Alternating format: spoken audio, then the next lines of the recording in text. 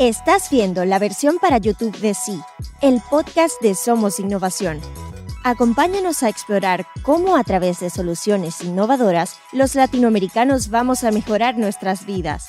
El futuro llama. Hola, soy Federico Fernández. Bienvenidos a un nuevo episodio de Sí, el podcast de Somos Innovación. Hoy vamos a conversar con Tomasz Borkowski acerca del mundo del podcasting y la new media. Tomasz, quien es polaco, y vamos a conversar en inglés, les aviso a quienes no se sientan tan cómodos con ese idioma, es un experimentado podcaster cuyo podcast, llamado Agentomasz, ha cumplido recientemente 10 años. También es realizador de documentales y películas, entre ellas Korwin The Movie, In-Dependencia, que trata sobre el fenómeno de independentista en Cataluña, y la más reciente, Adonde Crecen las Directivas, que es sobre el Parlamento Europeo, y estuvo nominada, iba a ser presentada en un festival de cine llamado Entre, que lamentablemente no se llevó a cabo por la pandemia. En redes pueden encontrarlo a Tomasz en Facebook, Twitter y en su web personal, agentomasz.pl. A todo voy a poner los respectivos links en la descripción del episodio. Tomasz, bienvenido a Sí. Hola a todos. ¿Qué tal? Bueno, muchas gracias por estar con nosotros, Tomasz. Y now I switch to English. Sorry, vale, I almost forgot. Gracias por la invitación. Yo también voy a cambiar a inglés. No, really, thank you for your time. We're very happy to have you. And my first question has to do with, I know that recently your podcast turned 10 years old. Congratulations, that's great. It's almost like a full child by now. And grown, yeah. I would like us to tell us a little bit about how you started and why. How were the beginnings of your podcast?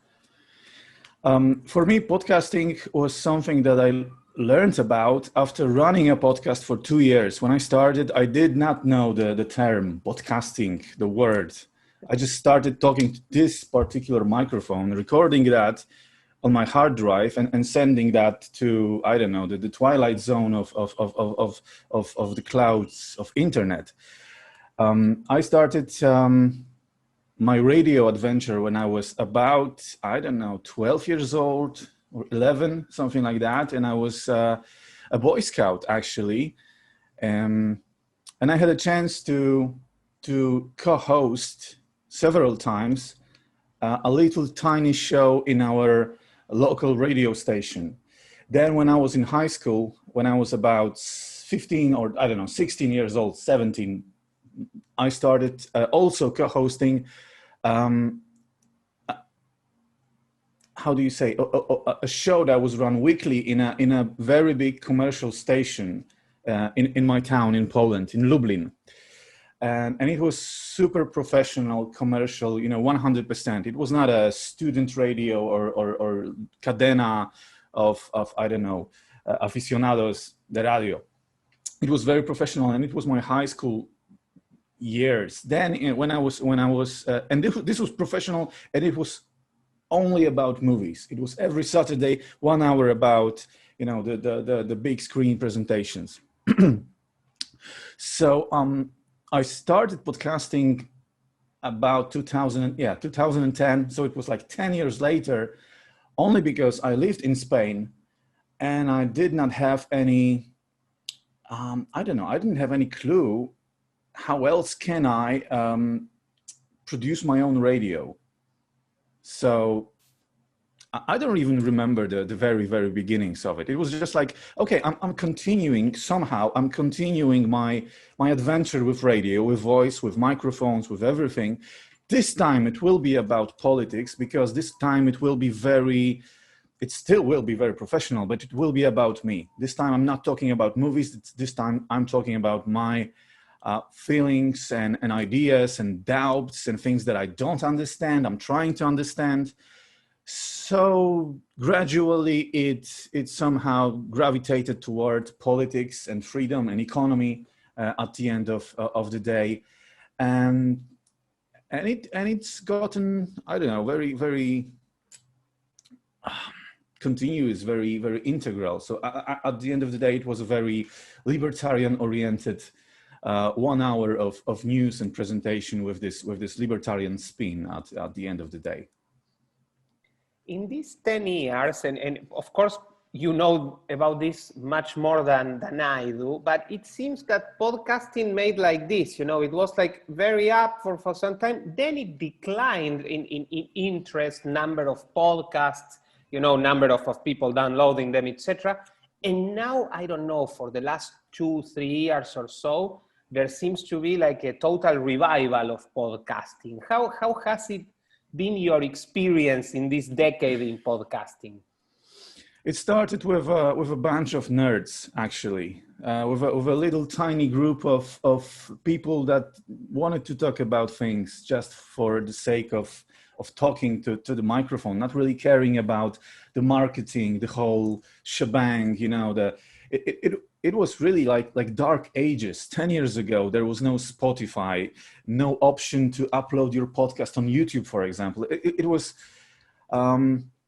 unimaginable, really. It was like an, I don't know, the Witcher era 10 years ago. It was very close, and what we have now is like a space odyssey, what we have right now. But I've noticed after 5 years, around 2015, that people, I don't know, big companies has wakened up to the idea of podcasting. Suddenly you had a lot of, let's say, magicians, people that will, I don't know, change your life, and they will learn, they will teach you how to invest in properties, for example, in gold, in Bitcoin, in houses, how to make flips, how suddenly there was like a flow of magicians of marketing in podcasting. Suddenly it was something very, it became very boring, actually. And then you had this on this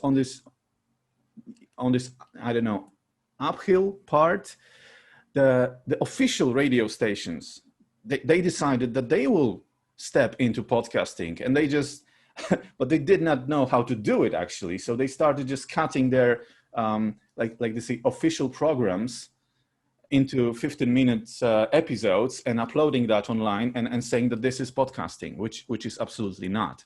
So right now you have every company, every bank, I don't know, every car dealer, used car salesman, everyone is in podcasting right now. So it's normal that right now you will have this inflation, and the value of your new episode is almost, close to zero.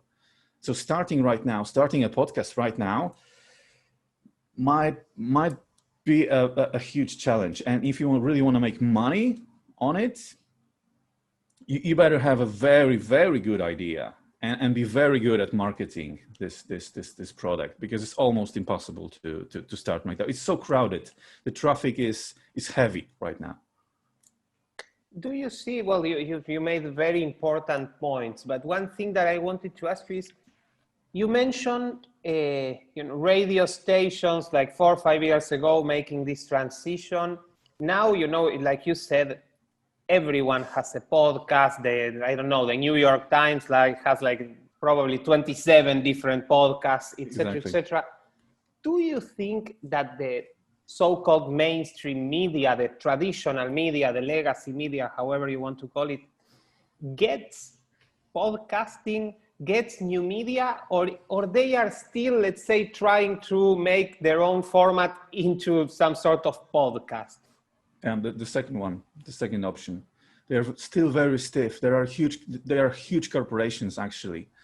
So it's good to have them on your phone. You can always listen to something that's interesting. I mean, a lot of those shows are quite interesting. Then, let's be frank about it. But they are trying to save this old school model of business by adding some new, fresh flavor. Like we are so edgy, we have a podcast. But you have to leave. Go buy our magazine. Buy the whole. Subscribe to the original paper product. At the end of the day, I don't know what future will bring, but I don't think they are really having it planned well. And you also mentioned a few minutes ago, Spotify.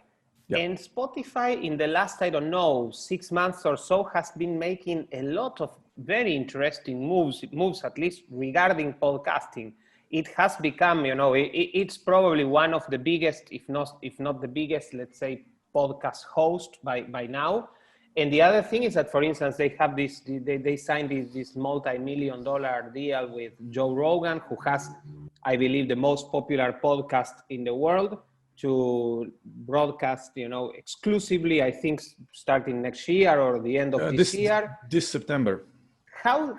Let's say, how do you see the role of Spotify? How do you see YouTube? How do you see the other platforms, Apple, etc.? How do you see all this, reconfiguration in the world of podcasting?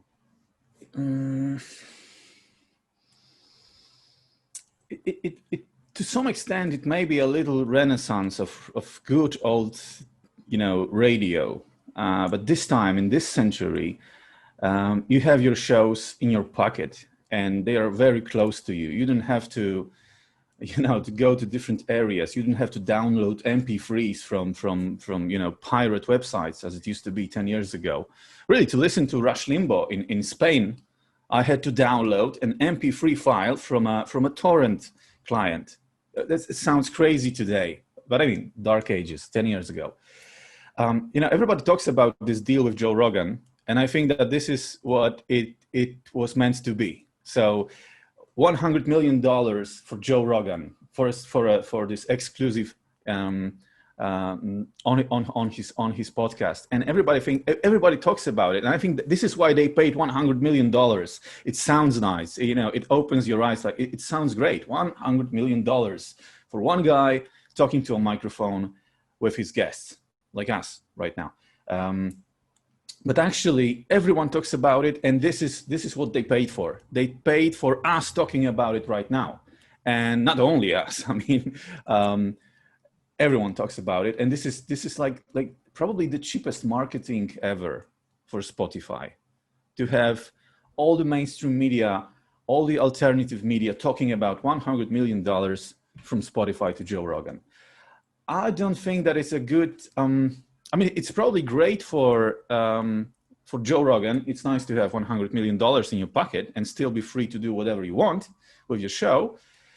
It's good for Spotify because everybody talks about it, but I don't know if it really changes a lot in podcasting. I don't see it very clearly. I must be frank with you. Since right now everybody has a podcast, I think we should focus on what's next, because podcasting today is like vlogging 5 years ago. Everybody has a vlog. So suddenly you have YouTube full of interviews of people talking very, important, nice and very wise things, but you have no time to digest it, no time to watch it actually. So this is what happens to podcasting right now. It's really hard to find 10 or 15 good shows when you have to, swim through thousands of shows. It's almost impossible. But your question was about Spotify and iTunes and Apple in the near future. Following up with what you said, I think you made a very interesting, you presented a very interesting idea about the role of Spotify and, this maybe massive marketing campaign that they are doing with Joe Rogan. And how do you see continuing with the other platforms? How do you see, is there any relationship whatsoever between podcasting and YouTube? Since podcasting in principle should be audio only, it's just another place that you have to be, but it doesn't make much sense for podcasting. How do you see it? Relation between podcasting and YouTube? Yes. You see, I don't have a TV at my place. I only have a monitor so I can watch things that I'm editing actually, but I do not have the official cadenas, the TV station. And everything I watch, everything I consume comes from several applications on my phone. When it comes to podcasts, there are two. And when it comes to videos, I have, I don't know, 2 laptops that are playing and giving me something new each day. I'm watching news on YouTube. So probably it's just a tool that we use right now. In 10 years, it's going to be something different. 10 years ago, it was almost, I don't know, 10 years ago, it was impossible to watch television on your laptop. Today, it's an obvious thing. And I think that you have this huge choice. You know, what I want to say is that these are only tools. You don't hear much about iTunes today. 5 years ago, iTunes was like a #1, brand for people in media. Today, iTunes is somewhere behind Spotify. In 5 years, or maybe in 2 years, the situation will, revolt again somehow. So these are only tools, and we want to consume media. Today is Spotify and YouTube. I don't know, in the next 2 or 3 years, it's going to be something different. I hope. I hope it will be something better. But it's still the same thing. It's radio and television, but only in a new form, much more accessible. And speaking of, accessible and how much access and how much, freedom we can have on these platforms, what's your take? How do you see the constant accusations that there are against, I don't know, YouTube and maybe other spaces, Twitter, Facebook even, about some sort of censorship of this, so-called persecution of hate speech that, it's very difficult to define. So anything basically can be labeled hate speech. And you've been, let's say, 10 years very active in new media. What's your take on that? From my perspective, I have been politically incorrect like 99% of my radio time and vlogging time. I never had any problems with YouTube, with monetization. I'm not relying on YouTube monetization, so I really don't give a damn about, 1 cent a year or something like that I would be paid. I never had problems with it. And when I see people who are complaining about it, they are uploading things that may not be, how to use a proper word, decent, okay, adequate. YouTube is a company, it's a corporation. They make money on not on us uploading our productions, not our videos of cats and dogs. They make money on huge corporations that are paying fat money for campaigns. It's like hundreds and hundreds of millions of dollars, and they just don't want those corporations to complain that the logo of the corporation, of the company, has been somehow attached to a person that's not really I miss a word really right now. So so not really presentable, maybe. Exactly. So you have a frustrated guy who's complaining about everything. Companies, they do not want this correlations, this transfer of feelings that happens. So YouTube it's actually in my opinion, is very lousy company. You cannot deal with them. They make problems all the time. I'm getting emails from YouTube that they have found some, I don't know, music from a vlog that I produced 5 years ago, and this music has not been licensed. And I'm saying, no, this is my music. I wrote that music and I produced that music. It is licensed. I did that. It's not a la la la song by We band. It's my own music, or music that I bought from a guy who wrote that music, or a license from Algrid or something like that. Artlist, I mean. So it is licensed, but you cannot talk with them. You cannot, there is no discussion. They say no. Computer says no, like in Little Britain. Computer says no. So they are very lousy. It's really hard to deal with them. They make a lot of problems, but only because they want to be safe. That's it. It's, better safe than sorry when it comes to YouTube. So I never, I never experienced any problem when it comes to ideology, and I don't really, put much energy into those disputes about copyrights and music from a video 5 years ago nobody watches today. Although it might be problematic if you're uploading a documentary or something bigger, and they are making problems with let's say licensing, which is absolutely crazy. And there's no one you can talk to. There's nobody on the other side. There's no customer service in YouTube. So that's quite rough. I mean, they are lousy. And what about the mainstream media? It's been proclaimed for quite some time now that the mainstream media is dying. That newspapers will disappear, that, TV channels like, I don't know, CNN will disappear, that nobody watches them anymore.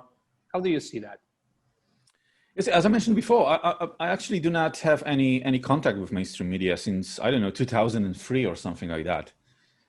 When I studied in film school, I studied TV production, movie and TV production. I had to watch mainstream media because that was part of my curriculum. But since then, I don't really know what's happening there.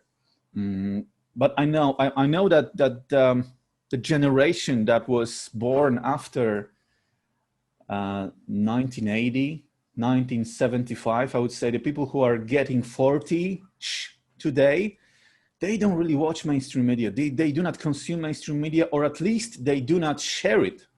If they talk online, if you see the conversation, if you hear the conversation, they do not, they do not rely on it.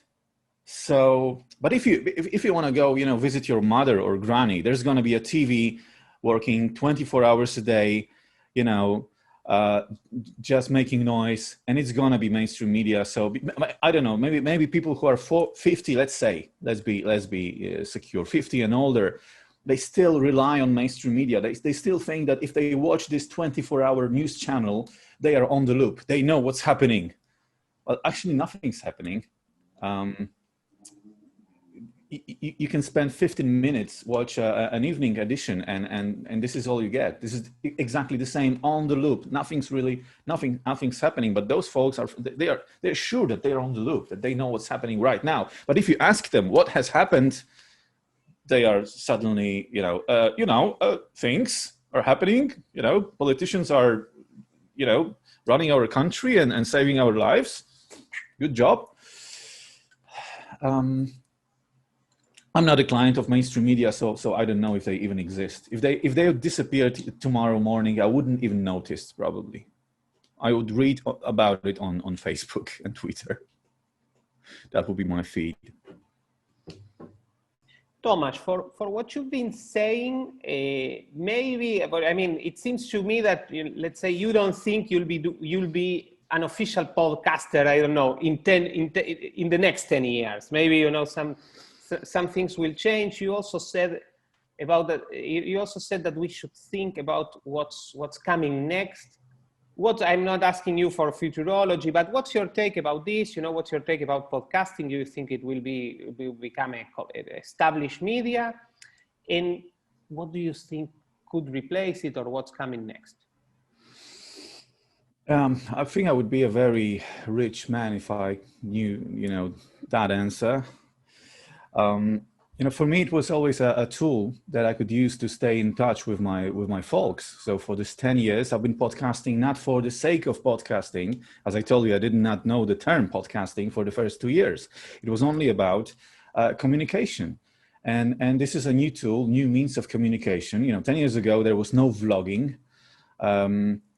5 years ago, everybody had a vlog. Today, it's vlogs look more professional than most of the official TV production. From at least from Polish producers of Polish official TV channels. Vloggers do a much better job when it comes to editing, the cinematic values and such. Next 10 years, I think, podcasting will stay with us, and I'm going to stay in my podcast. I'm going to keep podcasting, connecting with folks every week, just as I did. And of course, I'm putting much more stress on producing documentaries and in movies and films, this is what consumes, majority of my time right now. Because I think this is something that's going to be, this will survive. This form of communication will survive. So I can stay on my feet, producing my podcast and also producing at least, I don't know, one big title per year when it comes to documentaries and things like this. And I think it's a success to have one big, movie per year. Now, the future. I would think that, and I'd love to see a switch up, actually. I would like to see something absolutely fresh. And I'm not only talking about the new iTunes or the new Spotify. After last 4 months of this, pandemia, I don't know, exclusion and what we've seen during the last 3 months, everybody went online. So nobody's meeting nobody in real life. So maybe this is a place, or this is an idea to think about. People would like to go and see a live show. Finally, they want to leave their houses, do something outside, open air. Someone who will combine this urge to go offline, and somebody who will make, this company will win actually the future. So probably nobody thinks about things that are offline right now. Everybody concentrates on applications, on YouTube, on your smartphone and videos and podcastings. Nobody talks about an offline world. Maybe there's a chance. I don't know. That, as I said, it's a $1 billion question right now. And I mean, before you mentioned your documentaries, and I want to, let's say, finish this talk asking you a couple of things about them. But before that, two things. I was on a previous episode of this podcast and on talking about different things. I mentioned a statistic that was quite shocking to me, that in China, most of the children want to be astronauts. And in the US, most of the children want to be TikTok influencers or Instagram influencers. And basically, they want to be influencers, wherever that might be. And, particularly about TikTok, and not to go, let's say, to the supposedly security issues that it has, but this very micro, very short videos. And on the other hand, also the children wanted to be just influencers. They are making videos of 15 seconds. Do you think it's a sign of cultural decline? Do you think it's just a trend? Do you think it's just we are getting a little bit older and think that the world is worse than what it is? How do you see particularly these new influencer trends, the children wanted to be influencers, TikTok, all these things? The first thing I would ask is that I would like to examine the Chinese part of that interview, because it sounds like an official answer that every kid in China has to memorize. If they will come and ask you, you'll have to say that you're going to be a rocket scientist or something like that. So now it sounds very, boomery, right? Oh, the new generation, they only want to be influencers. Some of them will. Some of them will. I'm not afraid. It doesn't really scare me. This statistics. I see. And Tomasz, before we wrap up, I don't want to steal your whole morning, but I'm very happy to have you. Tell us. I mean, let's start from the end, not from the beginning. Your latest documentary, Where the Directives Grow. Tell us a little bit about it, please. So it's a very funny story, because it's officially the only libertarian-themed documentary about European Parliament that has been co-financed by a European Parliament. Because there is a gimmick in in all that, and it's called Line for 100 or something like that. Line for 100. It means that every member of European Parliament can spend a quite decent amount of money on like promotion of his activities and performances. So Dobromir Sośnierz, who was a member of European Parliament 1 year ago, decided to produce a documentary how the European Parliament looks like from the inside. And he called me because he has seen my works. And for me, that was, it was tough at the very beginning because Dobromir is a very kind of, Brexit, Polexit kind of guy. He's very, opinionated. I'm not that much of a Brexiteer. So I thought that maybe it's a good idea to see how it looks from the inside. So it's quite a good adventure. And then when we talked with Dobromir and we spent hours talking about it, I decided, I proposed, and finally this is how the movie looks like, that we are not gonna produce a movie that's about Brexit and Polexit, that's anti-union-ish, that I'd rather see his perspective without any, thesis, without giving quick solutions. So show us things. How does it look from your perspective? You're skeptical. Tell us why. Show us how it looks from the inside, and let us decide. So this documentary is suitable not only for guys who think exactly like you, but also for people who have absolutely different views and opinions, and they will watch it and maybe change their mind, maybe no, or maybe they will propose a solution to the problems that you're talking about. So let's not make it very, saturated anti-EU product, because then it's going to die. It's not going to be actually interesting if we're going to do it that way. So I think we succeeded, and Dobromir is happy with the final product. I'm happy with the final product, and so are viewers. So it's great. And you mentioned about this Anthem Festival. It was supposed to be held in Las Vegas like 2 weeks ago, and it went online. As I said, everything is going online right now. But they're repeating those.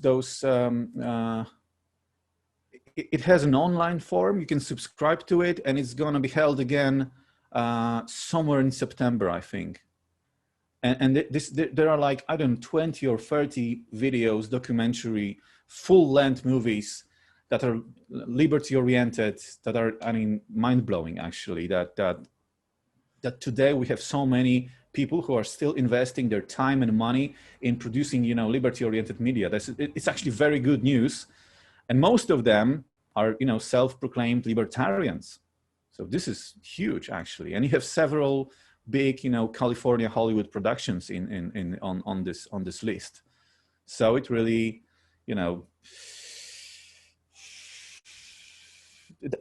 that's really good news. Your documentary, that it's narrated in Polish, it's available on YouTube with English subtitles. I will put a link in the description of the episode.